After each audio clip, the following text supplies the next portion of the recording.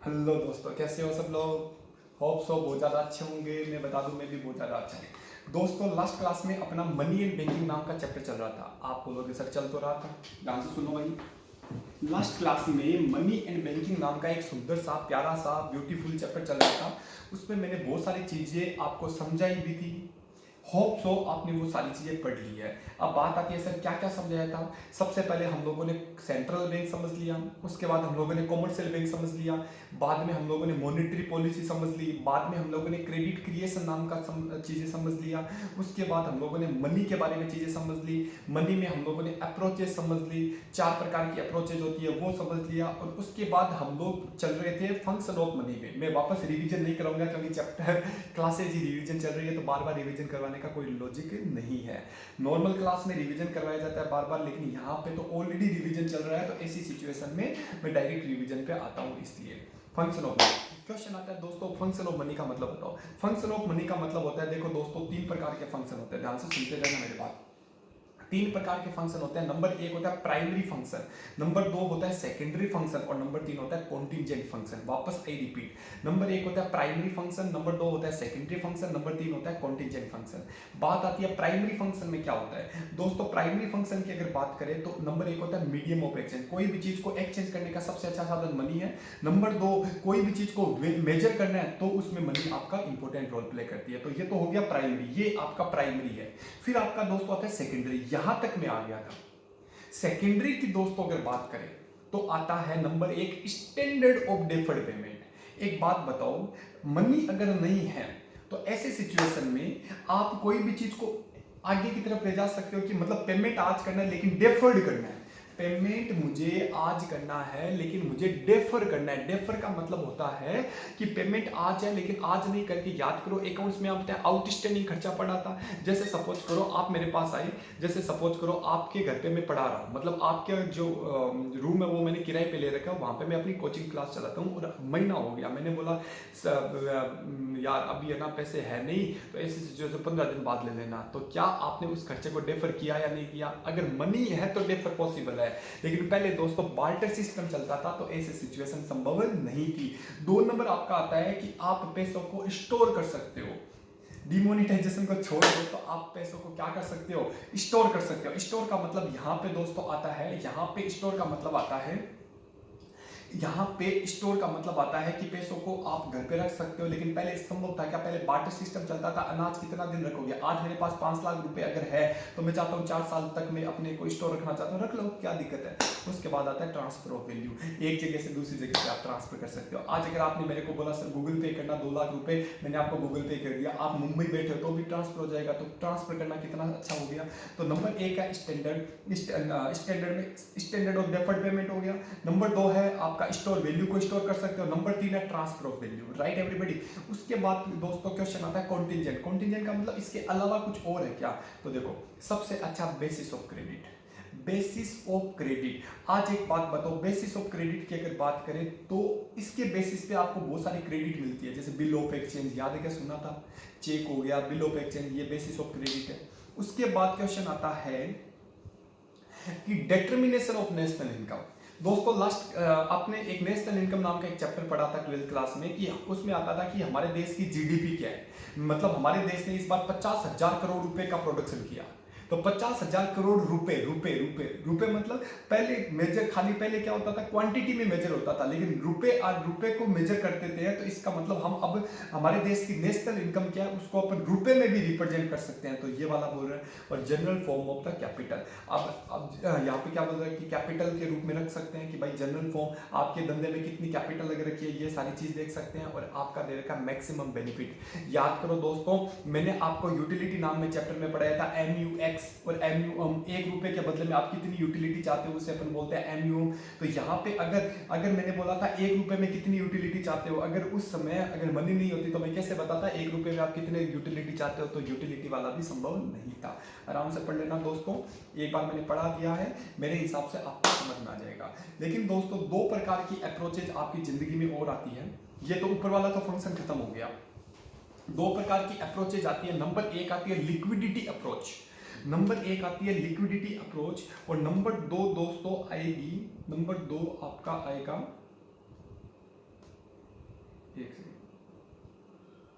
Okay, liquidity approach एक अलग से। लिक्विडिटी का मतलब क्या होता है, ध्यान से सुनना। एक अप्रोच आती है लिक्विडिटी अप्रोच, इसका मतलब क्या है, आराम से समझना क्या है। लिक्विडिटी का मतलब होता है कि लिक्विडिटी का मतलब क्या हो, वो पैसा जो जल्दी से कन्वर्ट हो जाए मनी में, it is called liquidity. It is called liquidity. It also refer to capacity of item which is readily acceptable in the market. क्योंकि कोई भी ऐसी चीज जो मार्केट में जो रातों रात बिक जाए, गोल्ड लिक्विड है, कभी भी जाओ बेच दो, तो an item can not be liquidated unless it is marketable. तो एग्जाम में क्वेश्चन आ सकता है कि लिक्विडिटी का मतलब क्या समझते हो, तो आप क्या बोलोगे, जो generally acceptable in the market, मतलब जो मार्केटेबल प्रोडक्ट होता है, जो जनरली एक्सेप्टेबल है। तो अगर कोई चीज में मार्केटेबिलिटी का लक्षण नहीं पाया जाता तो इसे अपन लिक्विडिटी नहीं बोलते हैं। मार्केटेबल का मतलब क्या होता है, which is readily acceptable to the market. कोई दिक्कत वाली बात नहीं है। लिक्विडिटी का मतलब होता है जिसको आप जल्दी से जल्दी मनी में कन्वर्ट कर सकते हो, और which is readily acceptable to the market, मतलब it includes marketability, right everybody. अब उसके बाद क्वेश्चन आता है कि भाई कौन कौन से ऐसे फैक्टर है, कौन कौन से ऐसे फैक्टर है जो आपकी लिक्विडिटी को अफेक्ट करते हैं। वापस आई रिपीट, कौन कौन से ऐसे फैक्टर होते हैं जो आपकी लिक्विडिटी को अफेक्ट करते हैं। वापस रिपीट कर रहा हूं, कौन कौन से ऐसे फैक्टर होते हैं जो आपकी लिक्विडिटी को इफेक्ट कर रहे हैं। कौन कौन से ऐसे फैक्टर होते हैं जो आपकी लिक्विडिटी को इफेक्ट कर रहे हैं। कौन कौन से ऐसे फैक्टर होते हैं जो आपकी लिक्विडिटी को इफेक्ट कर रहे हैं। तो क्वेश्चन आता है कि टाइम टेकन। एक बात बताओ, कोई चीज बहुत ज्यादा टाइम लेती है केस में कन्वर्ट होने के लिए, तो उसे बोलते हैं लेस लिक्विडिटी। मैंने एक ना, देखो एक चीज हमेशा ध्यान रखना, मैं जो पढ़ा रहा हूं ना, लॉजिक समझो मेरा। मैंने अभी क्या बोला, लिक्विडिटी का मतलब होता है जो जल्दी से केस में कन्वर्ट हो। जितना जल्दी केस में कन्वर्ट, मोर लिक्विडिटी।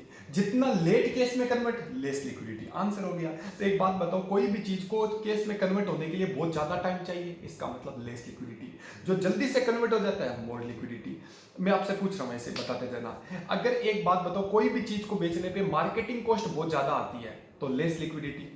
और जिसमें मार्केटिंग कॉस्ट बहुत कम आती है, जल्दी से जल्दी बेच देंगे, तो मोर लिक्विडिटी। एक बात बताओ, कोई भी चीज में प्राइस फ्लक्चुएशन बहुत ज्यादा होता है, तो इसका मतलब लेस लिक्विडिटी। ऐसी चीजों में हाथ नहीं डालोगे। लेकिन जिसमें प्राइस फ्लक्चुएशन ना के बराबर होता है, तो मोर लिक्विडिटी। एकदम सरल सरल है, कुछ ऐसा है नहीं। आराम से मेरी वीडियो 2-3 बार देख लेना, याद हो जाएगा। उसके बाद पीरियड ऑफ मैच्योरिटी। एक बात बताओ, एक होता है शॉर्ट पीरियड, एक होता है लॉन्ग पीरियड। शॉर्ट पीरियड में लिक्विडिटी मोर होती है और लॉन्ग पीरियड में क्या होती है, लेस होती है। एक बात हमेशा ध्यान रखना, जो चीज जल्दी से कन्वर्ट हो जाती है और जिसमें कन्वर्ट करने में ज्यादा पैसा नहीं लगता, वो हमेशा क्या होती है, मोर लिक्विडिटी। और जो जल्दी से कन्वर्ट नहीं होती और कन्वर्ट हो भी जाती है लेकिन पैसा बहुत ज्यादा लगता है, तो उसे बोलते हैं लेस लिक्विडिटी, राइट एवरीबॉडी। उसके बाद आपका आता है कि अगर आप एक जगह से बेच के कोई सेकेंडरी मार्केट अगर आपके पास अवेलेबल है, तो एक जगह से पैसा निकाल के आप दूसरी जगह पे लगा दोगे, तो उसे बोलते हैं मोर लिक्विडिटी। लेकिन एक बात बताओ, आपके पास कोई दूसरा ऑप्शन ही नहीं है, तो पैसा यहीं पे रखोगे। तो आपके पास कोई दूसरा ऑप्शन होता तो यहां से पैसे निकाल के कहीं दूसरी जगह लगा देते, तो इसे बोलते हैं लेस लिक्विडिटी, राइट एवरीबॉडी। खत्म। लास्ट टॉपिक आपका आ रहा है, उसके बाद खाली ई बैंकिंग बचेगा। लास्ट टॉपिक आ रहा है, उसके बाद खाली ई बैंकिंग बचेगा। ओके, सुनो मेरी बात। Quantitative theory of money. अब बात आती है sir, quantitative theory of money क्या होती है। क्वांटिटेटिव थ्योरी ऑफ मनी का मतलब क्या होता है, it state that price level is directly determined by the supply of money in the economy. ये भी बहुत अच्छा पॉइंट है। ये बोलता है कि मनी की क्या प्राइस होनी चाहिए, ये इस बात पे डिपेंड करता है इकोनॉमी में मनी की सप्लाई क्या है। इकोनॉमी में मनी की सप्लाई क्या है, वो डायरेक्टली प्राइस डिसाइड करती है। सुनना मेरी बात। There are 2 approaches of this theory. इस थ्योरी को पढ़ने के लिए 2 प्रकार की अप्रोचेज को पढ़ना पड़ता है। नंबर 1 होता है ट्रांजैक्शन अप्रोच, जो फिशर ने दिया, और नंबर 2 होता है कैश बैलेंस अप्रोच, जो मार्शल ने दिया। Number 1 transaction approach which is given by Fisher, or cash balance approach which was given by बोलो अल्फ्रेड मार्शल। एक एक चीज पढ़ेंगे। ट्रांजैक्शन अप्रोच क्या बोलती है, मैं आपको अच्छे से समझाने की कोशिश करूंगा और यहां से क्वेश्चन बन सकते हैं। ट्रांजैक्शन इज ये जो transaction it is propounded by the Fisher as per this theory. अगर अदर थिंग रिमेन कांस्टेंट, अगर बाकी सारी बातें कांस्टेंट रहे, तो अगर quantity of money supply is increases the price level also increases in direct proportion, and the value of money decreases the value of also क्या बोल रहे हैं, डिक्रीजेज। ये क्या बोला है, देखो ध्यान से सुनो। एकदम सरल तरीके से समझाऊंगा, कभी नहीं भूलोगे। देखो, मार्केट में मनी सप्लाई बहुत ज्यादा बढ़ रही है, मार्केट में मनी सप्लाई बहुत ज्यादा बढ़ रही है। अब मार्केट में मनी सप्लाई बढ़ रही है तो प्राइस भी बढ़ेगा, इसका मैं लॉजिक दूंगा, प्राइस भी बढ़ेगा। प्राइस बढ़ेगा तो रुपए की जो वैल्यू है ना वो कम होती जाती है, ये चीज बोलना चाहता है, ये ध्यान से सुनना। अब बात आती है ऐसा कैसे। देखो दोस्तों, अपन कभी घर पे अपने पेरेंट्स के पास बैठे रहते हैं या बड़े लोगों के पास बैठे रहते हैं, तो वहां पे एक बात आती है कि वो बोलते हैं हमारे जमाने में 500 रुपए की बहुत वैल्यू होती थी, बहुत ज्यादा वैल्यू होती थी 500 रुपए की। लेकिन आज के टाइम पे रुपए तो वो 500 ही है, लेकिन क्या उसकी वैल्यू क्या है? तो अपन आजकल क्या, 500 रुपए में आता क्या है? मतलब रुपए चेंज नहीं हुए, उसकी वैल्यू चेंज हो गई। जो मैं बोलना चाहता हूं, रुपए चेंज नहीं हुए, उसकी वैल्यू चेंज हो गई है दोस्तों। मतलब मार्केट में मनी सप्लाई बहुत हो गई। अब मनी सप्लाई ज्यादा होगी तो प्राइस, कोई प्रोडक्ट की प्राइस भी बहुत ज्यादा होगी। मार्केट में लोगों के पास पैसा ज्यादा है तो प्राइस कोई चीज की ज्यादा होगी। ये पहले 100 रुपए में आती थी, आज ये मान लो 500 रुपए में आती है, तो इसका मतलब प्राइस ज्यादा होगी। अब प्राइस ज्यादा होगी तो बताओ मार्केट में वैल्यू क्या होगी? गिर गई। वैल्यू क्यों गिर गई? क्योंकि उतने रुपए में पहले जितनी चीज आती थी उतनी नहीं आ रही। तो आज रुपए तो मेरे हाथ में 500 है, लेकिन जितना पहले आता था उतना नहीं आ रहा। इसका मतलब रुपए की वैल्यू गिर गई है, इसका मतलब रुपए की वैल्यू गिर गई है, इसका मतलब रुपए की वैल्यू गिर गई है दोस्तों, राइट। तो ये क्या बोलना चाहता है? ये बोलना चाहता है बस यही इसने बोला कि अगर मार्केट में मनी सप्लाई ज्यादा है तो प्राइस भी ज्यादा होगी, वैल्यू गिरेगी। अगर मनी सप्लाई कम है तो प्राइस बताओ क्या हो जाएगी? कम, और वैल्यू जो है वो आपकी बढ़ जाएगी। ये किसने बोला? ये किसने बोला बताओ? क्या बोला? क्या नाम था बताओ? Fisher. Okay. The theory explain the theory of exchange of total value. इसने एक थ्योरी का, पहले बताओ ये समझ में आ गया? ये आपका दे रखा है, एक सेकंड रुकना यार।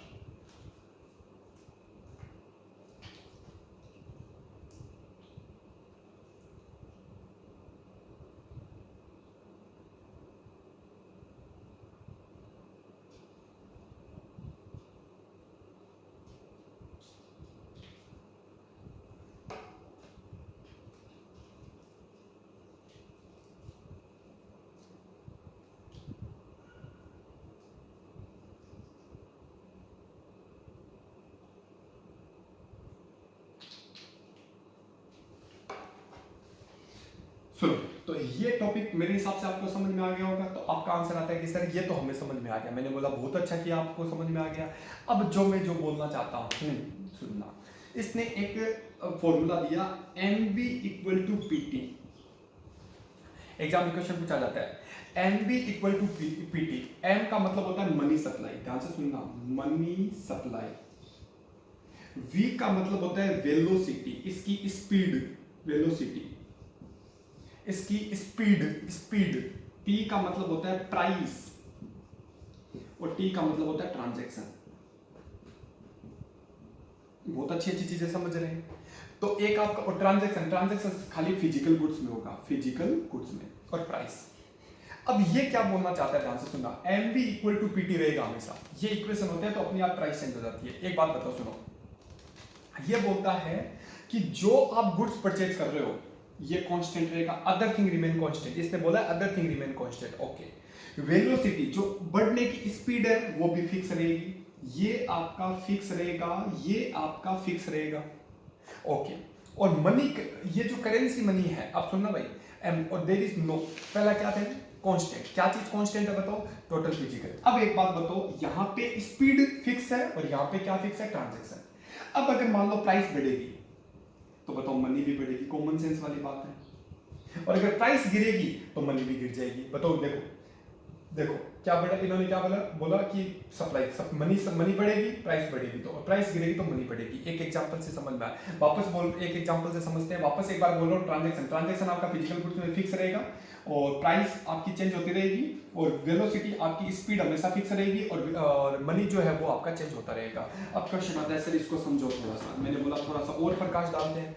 सर प्रकाश डालो, जैसे सपोज करो MV और PT मैं 20 क्वांटिटी खरीद रहा हूँ, तो ये तो फिक्स है, और स्पीड है 3, ये भी फिक्स है। ये एग्जाम में प्रैक्टिकल आता नहीं है, लेकिन समझाने की कोशिश कर रहा हूं। मान लो प्राइस है 5 रुपए, मान लो प्राइस है 5 क्या 6 रुपए, 6 रुपए, तो 20 इंटू 6 बताओ कितने होते हैं 120, और इधर 3 है और यहाँ पे m कितना लिखूं ताकि 120 हो जाए, तो यहाँ पे आ गया 40, 40 इंटू 30 बताओ 120, मेरे हिसाब से समझ में आ गया, तो 120 और 120 बराबर आ गया।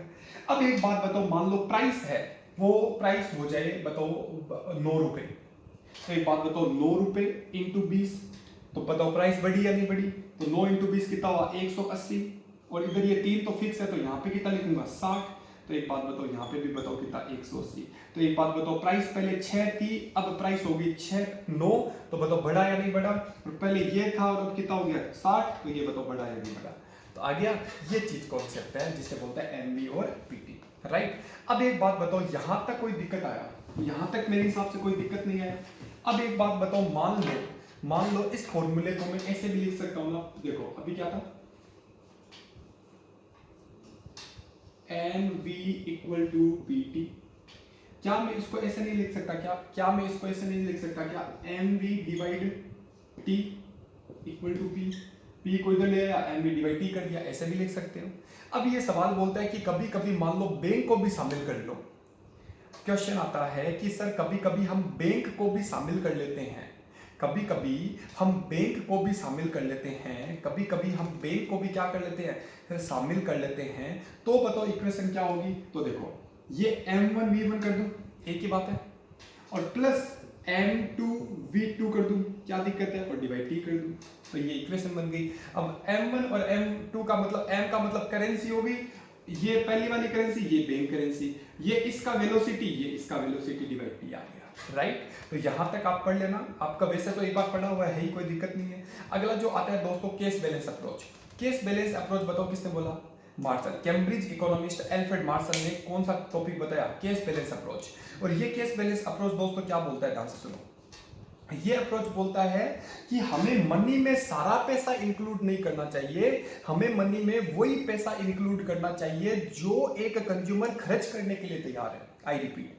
जैसे सपोज करो मैं 1 लाख रुपए कमा रहा हूं, 2 लाख रुपए कमा रहा हूं, 2 लाख में मैंने बोला मैं तो 60% ही खर्च करने के लिए तैयार हूं, तो मनी सप्लाई तो कितनी हुई 2 लाख का 60% 1 लाख भी जा, तो ये बोलते हैं उतना ही पार्ट लेना चाहिए जितना वो खर्च करने के लिए तैयार है, जितना वो खर्च करने के लिए तैयार है, राइट। अब सुनो भाई, तो यहां पे ये बोलता है परचेजिंग पावर, ये पाई आ गया, और ये बोलता है परचेजिंग पावर हो गया, ये बोलता है के आर डिवाइड एम, के आर डिवाइड एम का मतलब है, आर का मतलब है इसकी इनकम क्या है, और इनकम का वो पार्ट जो ये खर्च करने के लिए तैयार है जिसे बोलते हैं के का मतलब होता है percentage of income which want to expend, जो एक कंज्यूमर खर्च करना चाहता है उसे अपन बोलते हैं के, और डिवाइड बताओ क्या आया एम का मतलब है स्टॉक सप्लाई, मार्केट में एक गिवन टाइम पे कितनी सप्लाई है, राइट एवरीबॉडी। बस ये आपका फॉर्मूला है के आर डिवाइड एम। एग्जाम में क्वेश्चन पूछा जा सकता है, एक होता है केस बैलेंस अप्रोच और एक आपका होता है, एक बताओ क्या होता है क्या केस बैलेंस अप्रोच, और एक आपका होता है ट्रांजैक्शन अप्रोच, राइट। अब यहाँ पे एक बात बताना, यहाँ पे ये बोलता है देखो अगर आपको मनी सप्लाई को बढ़ाना है, या तो इसको कम कर दो तो बढ़ जाएगा, या इसको ज्यादा कर दो, प्रोपोर्शन ज्यादा कर दो तो बढ़ जाएगा, या इनकम ज्यादा हो जाए तो बढ़ जाएगा, राइट। तो आराम से पढ़ सकते हो, कोई दिक्कत वाली बात नहीं है। उसके बाद सेंट्रल बैंक वगैरह आ ही गया, तो यहाँ तक मेरे हिसाब से कोई दिक्कत वाली बात नहीं आनी चाहिए। एक सेकंड रुकना,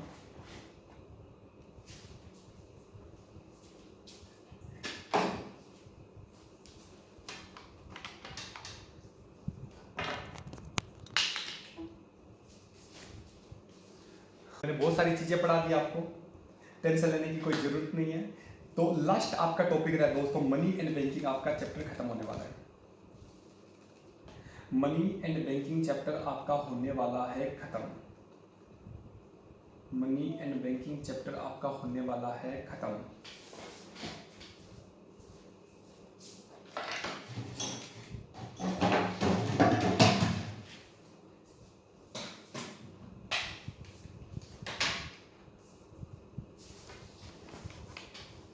मनी एंड बैंकिंग चैप्टर हो गया खत्म, लेकिन बस एक आपका क्या रहा है, ई बैंकिंग रहा है। ई बैंकिंग में दोस्तों ज्यादा मेरा पढ़ाने का कुछ ऐसा है नहीं, लेकिन ई बैंकिंग में मैं कुछ चीजें आपको समझाने की कोशिश करूंगा। यहां पे अगर हम बात करें, एक सेकंड में मॉड्यूल ओपन करता हूं, इकोनॉमिक्स स्टडी मटेरियल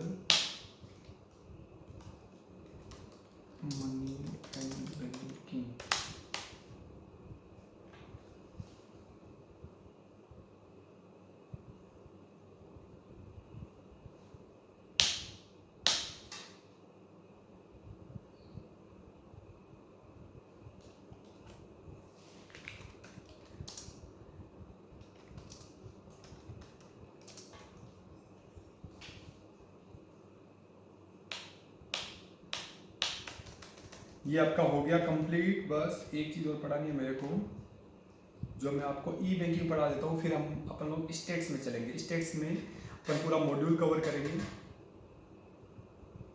स्टेट्स में अपन लोग सारा का सारा मॉड्यूल कवर करने वाले हैं दोस्तों। तो यहाँ पे मैं ई बैंकिंग समझा देता हूँ थोड़ा सा क्या है।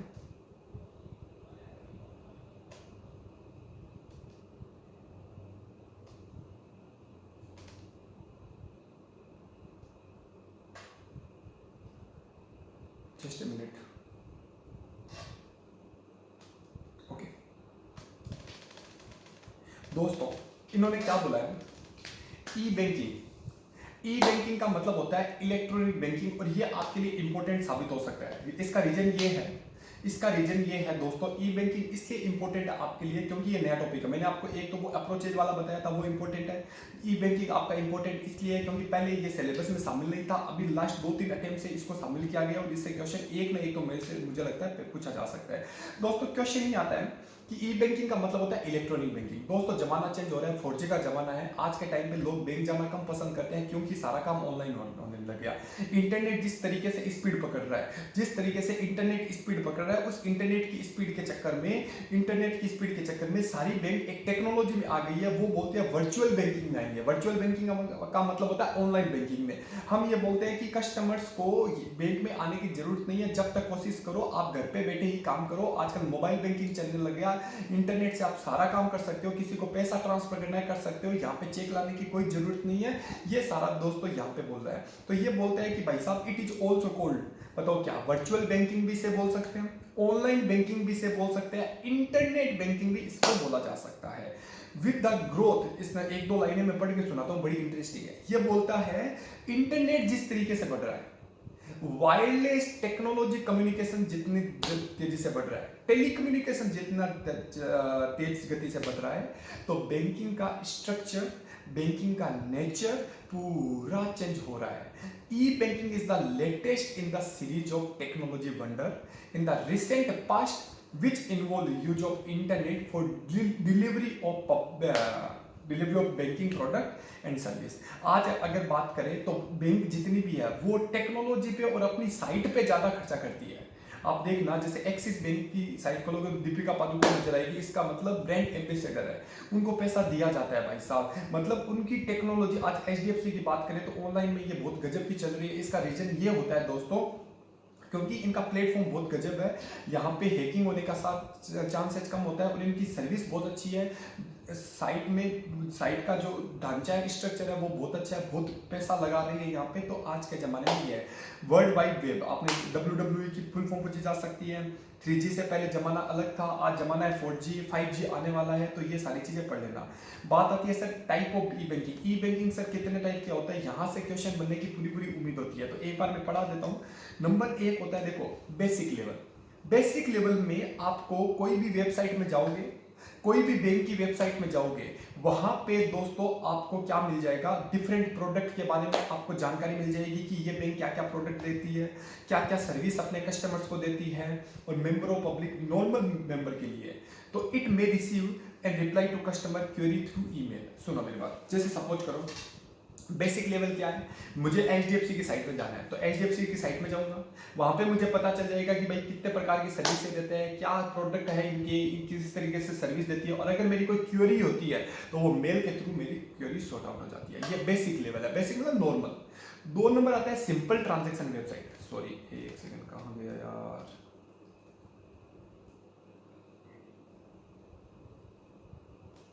सिंपल क्या बोला, सिंपल का मतलब दोस्तों, ये मैं मॉड्यूल से पढ़ा रहा हूं पूरा। सिंपल का मतलब होता है ये कस्टमर को अलाउ करता है कि अपने इंस्ट्रक्शन को सबमिट करें।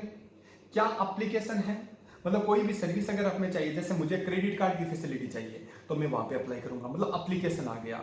और अगर आपकी कोई क्यूरी है, आपकी अगर क्वेरी है किससे रिलेटेड, अकाउंट बैलेंस से रिलेटेड, तो ये सारे ट्रांजेक्शन यहाँ पे हो सकते हैं।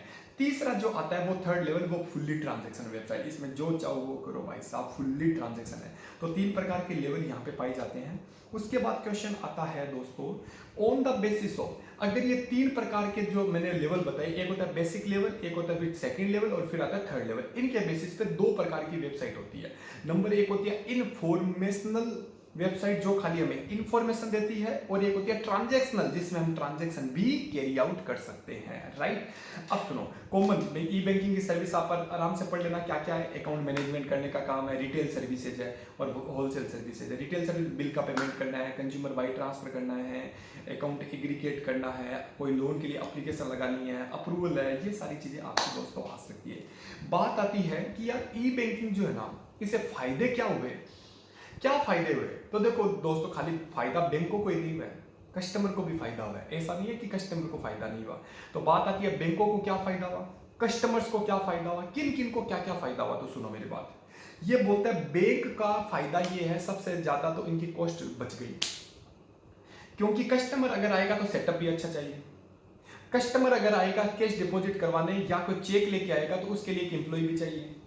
तो आज के टाइम पे अगर ये सारा काम अगर कम हो जाएगा तो कॉस्ट क्या हो जाएगी, बैंकों की कम हो जाएगी। पर्ची का पेन स्लिप भरी जाती है, बहुत माथे पची होती है, और फिजिकल में जितना भी टाइम लगता है वो सारा ऑनलाइन हो गया। Number 2, perfect information. कस्टमर, एक तो बैंकों को परफेक्ट इंफॉर्मेशन मिल जाती है कि ये बोलते हैं कि भाई कोई भी कस्टमर के बारे में मुझे परफेक्ट इंफॉर्मेशन चाहिए ना, मिल सकती है। पेपर वर्क कम हो गया, कॉमन सेंस वाली बातें हैं दोस्तों, इसलिए मैं थोड़ा इस तरीके से पढ़ा रहा हूँ। कस्टमर की लॉयल्टी, कस्टमर का विश्वास बहुत ज़्यादा है कि अगर नॉन बैंकिंग सर्विस अच्छी है तो कस्टमर क्या बोलेगा। जैसे सपोज करो, अभी थोड़ी देर पहले मैंने किसका एग्जांपल लिया, एचडीएफसी का नेट बैंकिंग बहुत अच्छा है, तो मैं बार बार किसका नाम ले रहा हूँ, एचडीएफसी। क्यों? क्योंकि उस पर विश्वास है मुझे और मेरी फिक्स कॉस्ट कम होगी। एक बात बताओ, अगर सारे लोग ऑनलाइन लग जाएंगे तो बैंकों का जो खर्चा है, बैंकों का खर्चा फिक्स खर्चा, जैसे बैंक बहुत बड़े सेटअप में काम करती है, उसका बहुत बड़ा सेटअप का मतलब हो गया दोस्तों, बहुत बड़ी बैंक होती है, उनका इंफ्रास्ट्रक्चर बहुत बड़ा होता है और एम्प्लॉय रखना पड़ता है। एम्प्लॉय को जो पैसा देते हैं वो फिक्स कॉस्ट होती है, वो फिक्स कॉस्ट कम हो जाएगी ई बैंकिंग, राइट। फॉर कस्टमर को क्या फायदा हुआ, एक हो गया कस्टमर के लिए कन्वीनियंस है। एक बात बताओ, 24/7। एक बात बताओ, आज मान लो आज संडे है, मुझे किसी को पैसा जमा करवाना है, कैसे कर, किसी को पैसा ट्रांसफर करना है, कैसे करूंगा, बैंक तो खुली नहीं है। या एक बात बताओ, रात को किसी का फोन आया, वो बोलते हैं 50,000 रुपये चाहिए, अब बताओ बैंक तो खुली नहीं है, तो डायरेक्ट बैंक को कर 24/7। नया प्रोडक्ट कोई कंपनी निकालती है, वो उनको पता चल जाता है, तो कस्टमर को ये फायदा। फिर लो कॉस्ट पर ट्रांजैक्शन। एक बात बताओ, जब फिजिकल ट्रांजैक्शन करके आते थे तो वहां पे रेट ज्यादा होती थी, लेकिन यहाँ पे अब कॉस्ट है ही नहीं। आजकल तो क्या होता है, गूगल पे ट्रांसफर करो विदाउट कॉस्ट। उसके बाद इनके कस्टमर की लॉयल्टी बढ़ रही है और जियोग्राफिकल बैरियर रख रहा है। पहले क्या होता था, जिस ब्रांच में मेरा अकाउंट है वहीं पे आप फैसिलिटी ले सकते हो। आज मैं मुंबई हूँ तो मैं अब आपका सिस्टम खत्म हो गया, बैरियर, क्योंकि आजकल तो मैं इंटरनेट से चला रहा हूँ। इंटरनेट से ये मैटर नहीं करता आप कहाँ पे बैठे हो, आपका एक्सेस करो, एक्सेस करके आप अपने काम कंप्लीट कर सकते हो, राइट। बिजनेस के लिए क्या फायदा हुआ दोस्तों, एक्टिविटी रिव्यू। इससे क्या होगा, जैसे सपोज करिए मैं बताता हूँ, business owner, accounting staff and other approved employee can access routine banking activities such as deposit। एक बात बताओ, पहले के जमाने में क्या होता था, सारा काम फिजिकल होता था, तो आज के टाइम पे क्या होता है, जो कंपनी का मालिक होता है वो ये देख सकता है कि कितना पैसा आया, कितना पैसा गया, सारा इंटरनेट से जाएगा, एक्सेस करेगा, उसे ये पता, अच्छा ये तो क्लियर हो गई, ये चेक अभी पेंडिंग है, सारी इंफॉर्मेशन आपको यहाँ पे मिल जाती है। और एक दोस्तों प्रोडक्टिविटी बढ़ती है। पहले क्या होता था, एक आदमी खाली चेक को जमा करवाने में, लाने में, चेक को जमा करवाने में और क्लियर करवाने में उसका टाइम लग जाता था, तो आने जाने में टाइम चला जाता था। आजकल उस एम्प्लॉय को घर पे मतलब ऑफिस पे बैठ के सारा काम करना है, तो प्रोडक्टिविटी उनकी बढ़ेगी और बैंकों की बैंकिंग कॉस्ट भी कम आएगी, क्योंकि और रिड्यूस एरर और गलती होने के चांसेस बहुत कम हो जाते हैं, राइट। और फ्रॉड भी कम होते हैं। पहले क्या होता था, फ्रॉड ज्यादा होते थे। फ्रॉड क्यों ज्यादा होते थे, क्योंकि ऑडिट होती थी। आजकल तो क्या होते हैं, सुनो, आजकल सिक्योरिटी इतनी बढ़ गई कि ऑडिट करवानी पड़ती है, ऑडिट करवानी पड़ती है तो फटाफट फ्रॉड का पता चल जाता है कि कहां पे हम लोग फ्रॉड कर रहे हैं। अब सुनो मेरी बात, ई बैंकिंग की अगर बात करें इंडियन सिनेरियो से दोस्तों, मुझे ऐसा लग रहा है कि एक क्वेश्चन यहां पे पूछा जा सकता है। सुनो, इंडिया में अगर देखा जाए तो आईसीआईसीआई बैंक, वापस रिपीट कर रहा हूं, आईसीआईसीआई बैंक ने इंटरनेट बैंकिंग की सर्विस स्टार्ट की थी 1997 में। मतलब ई बैंकिंग सबसे पहले लाने वाला इंसान था आईसीआईसीआई बैंक। 1997 में इन्फिनिटी के नाम से ये ब्रांड नेम लेके आया। बाद में अगर देखा जाए IndusInd bank, city bank, federal bank, HDFC bank, बहुत सारी, अब तो सारी लगभग सारी बैंक आ गई। तो ये सारा क्वेश्चन पूछा जा सकता है। एक क्वेश्चन पूछा जा सकता है कि भाई आज के टाइम पे अगर इंडिया में बात करें तो इंडिया में सबसे पहले बैंकिंग सर्विस लाने वाली बैंक कौन सी थी? आईसीआईसीआई बैंक थी, उसने 1997 में लेके आई थी। ओके, और ये आप पढ़ लेना, कोई दिक्कत नहीं है, सारा पढ़ा दिया, कॉमन सेंस वाली बात है। लेकिन एक बात हमेशा ध्यान रखना, रिस्क क्या क्या होती है ई बैंकिंग में, एक बार मैं रिपीट करवा देता हूँ। रिस्क देखो सर, एक तो होता है ऑपरेशनल रिस्क। आपको पता है हमारे देश में यस बैंक की स्पेलिंग आधे लोग गलत लिखते हैं, तो आपको पता है आजकल ना हैकर क्रैकर इतने बैठे हैं कि आपकी आईडी को हैक कर लेते हैं। हैक करने का मतलब जब आप इंटरनेट पे जाते हो और इंटरनेट पे जाके एक ऑपरेशनल रिस्क, एक तो देखो हैकिंग रिस्क, फ्रॉड तो चलता ही है, एक ऑपरेशनल रिस्क में इसने क्या बोला, ऑपरेशनल रिस्क का मतलब आपकी वो ऑपरेट भी तो अच्छी होनी चाहिए, कॉन्फिडेंशियलिटी होनी अच्छी जरूरी है, लॉग इन लॉग आउट का प्रोसीजर अच्छा होना चाहिए, जो कस्टमर देखना चाहता है वो मिल ही नहीं रहा, वो साइट भी अच्छे से ऑपरेट करने वाली होनी चाहिए। सिक्योरिटी रिस्क, आके कोई बजा देना खड़े खड़े तो बैंड बज जाए, मतलब ये कि आप जब इंटरनेट पे जाते हो डालते हो hdfc.in, एक ऐसी फ्रॉड साइट है, इसीलिए बैंक क्या बोलते हैं, पूरा प्रॉपर आपका बोलती है कि इस एड्रेस से आप लॉगिन करो, क्योंकि अगर सेम टू सेम साइट होती है अपन को दिखने में ऐसा लगता है कि HDFC की ओरिजिनल साइट है, बल्कि ओरिजिनल साइट होती नहीं है और आपकी खड़े खड़े बच जाती है। एक मैसेज आता है कि यू हैव डेबिटेड दिस, खत्म बात, थैंक यू सो मच, आपका बैलेंस होता है जीरो। एक होती है, एक बात बताओ, अगर ऐसा रहेगा तो रिस्क, रेपुटेशन बताओ, इज्जत उड़ जाएगी, इज्जत जाएगी तो बताओ लीगल रिस्क, लोग हमारे विरुद्ध कार्रवाई करेंगे तो आजकल मनी लॉन्ड्रिंग का सिस्टम चलता है, और लास्ट आपका क्रॉस बॉर्डर, ये तो आप देख लेना, कोई दिक्कत वाली बात नहीं है। तो दोस्तों मैंने ओवरऑल अगर देखा जाए तो ई बैंकिंग में मुझे ऐसा पढ़ाने वाला कुछ ऐसा था नहीं, लेकिन फिर भी ई बैंकिंग में अगर हम बात करें, ई बैंकिंग में अगर हम बात करें तो ई बैंकिंग का मैंने ओवरव्यू दे दिया है कि बहुत सारी रिस्क होती है और बहुत सारे क्या होते हैं, इसके फायदे होते हैं। और ई बैंकिंग हमारे इंडिया में लाने वाला कौन था? आईसीआईसीआई बैंक था, जिसने ई बैंकिंग लेके आया है। इसके बाद भी कोई डाउट रहेगा तो अपन प्रॉब्लम क्लास कर लेंगे, तो उसमें डाउट को क्लियर कर लेंगे। और होप सो आपको ये मनी एंड बैंकिंग चैप्टर बहुत ज्यादा अच्छा लगा होगा दोस्तों। पूरी उम्मीद की जा रही है कि आप ये टॉपिक को पूरा अच्छे से पढ़ोगे। बहुत बड़ा चैप्टर था, कम से कम हमारी 3 क्लास इस चैप्टर में लग गई है। और अगला जो आने वाला है वो दोस्तों अपन पढ़ेंगे, बताओ क्या, बताओ क्या, स्टेटिस्टिक्स, राइट। तब तक के लिए बाय बाय, टेक केयर।